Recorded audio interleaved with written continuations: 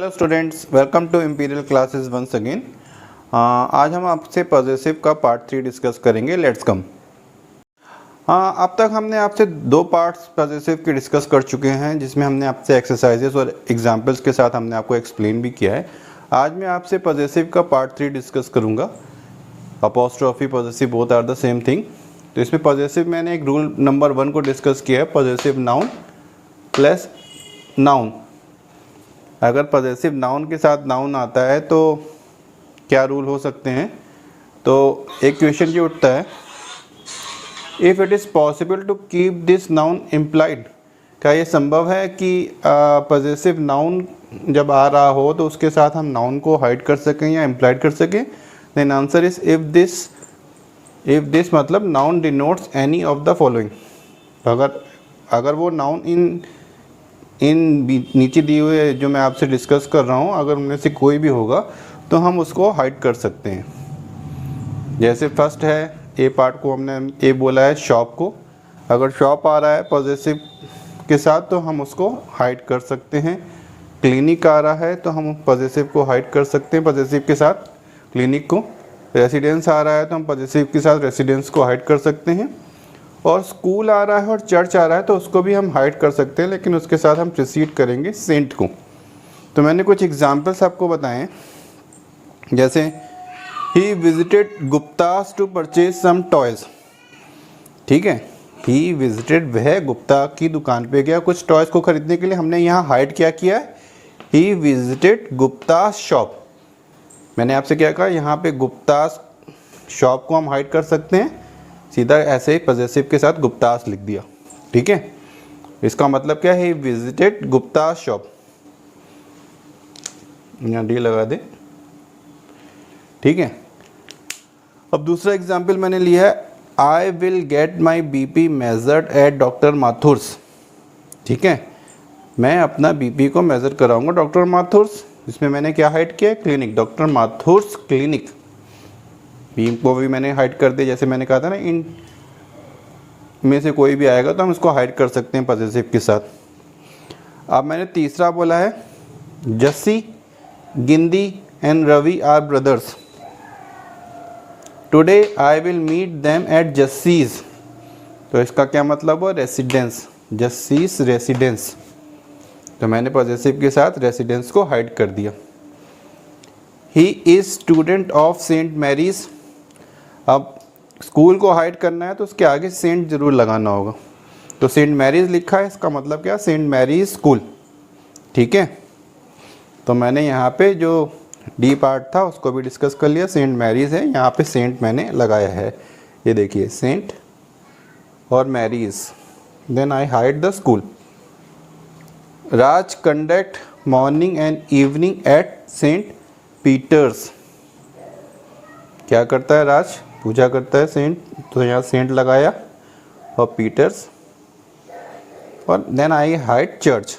यहाँ देखिए इसका मतलब है Raj conduct morning and evening at Saint Peter's church.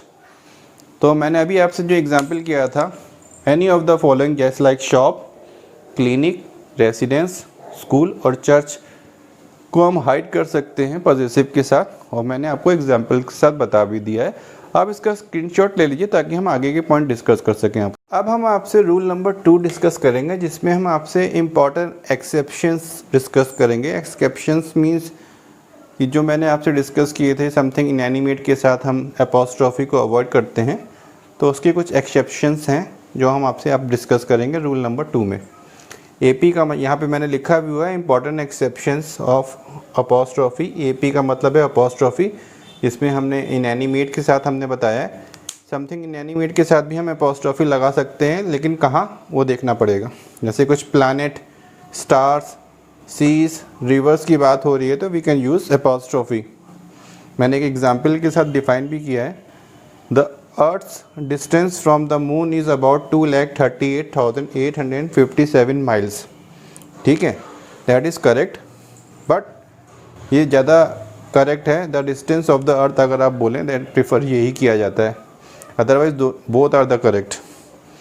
Something personified, what is something personified, to describe an object और a feeling as if it were a person, किसी को हम डिस्क्राइब करें निर्जीव चीज़ को एज अ सजीव के मान के, मतलब वो जिंदा है। ऐसे मैंने एग्जाम्पल लिया था, lux smile is mysterious. Lux मतलब किस्मत की जो मुस्कुराहट होती है वो बहुत ही रहस्यमय होती है, इसका मतलब ये है। अब प्रीफर हम करें लिखने में यही है, the smile of the luck is much better, इसको आप लिखने में कोशिश करिएगा। Otherwise this is also right, the luck's smile is mysterious. So you can take the screenshot ताकि मैं आगे का रूल्स आपसे डिस्कस कर सकें। Important exceptions of apostrophe continued. तो आज हम आपसे डिस्कस करेंगे इम्पॉर्टेंट एक्सेप्शंस, इसमें डिस्कस करेंगे मेज़रमेंट्स। तो मेज़रमेंट के साथ भी हम अपॉस्ट्रोफी यूज़ कर सकते हैं। कहाँ यूज़ कर सकते हैं देखने वाली बात है। यहाँ वेट, डिस्टेंस, वेट का मतलब भार हो गया, डिस्टेंस का मतलब दूरी हो गई, डायमेंशन हो गया लंबाई चौड़ाई ऊंचाई कुछ भी, और टाइम का मतलब हो गया समय।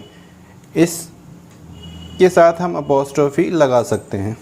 मैंने एग्जांपल्स के साथ बताया आपको, जैसे 1 पाउंड्स वेट, ठीक है, क्या है ये, 1 पाउंड वजन। लेकिन अब मैं एग्ज़ाम्स में जो आता है वो मैं पूछ रहा हूँ 2 पाउंड्स और 2 पाउंड्स, इसमें मैंने शॉर्ट फॉर्म, फुल फॉर्म और शॉर्ट फॉर्म दोनों लगाई है। इसमें क्या करेक्ट होगा ये आपको डिफाइन करना है। इसमें full form is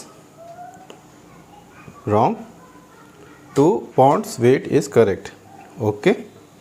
short form लगेगी क्योंकि ये प्लूरल है। 1 miles race, correct, full form लग रही है।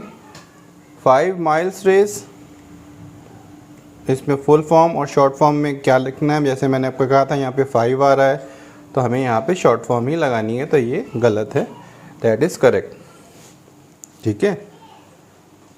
1 metre race, sorry 1 metre height, इसमें फुल फॉर्म करेक्ट है। अब इसमें मैंने देखा इसी तरह से एग्ज़ाम्स में आता है 10 मीटर्स और 10 मीटर्स, दोनों में से कौन सा सही है, 10 मीटर्स, क्योंकि दैट इज़ 10, इसके साथ हम फुल फॉर्म नहीं लगा सकते, शॉर्ट फॉर्म ही लगाएंगे। 1 ईयर्स पास, देन इसी तरह एग्जाम्पल में पूछा 3 ईयर्स या years pass, 3 years pass is correct.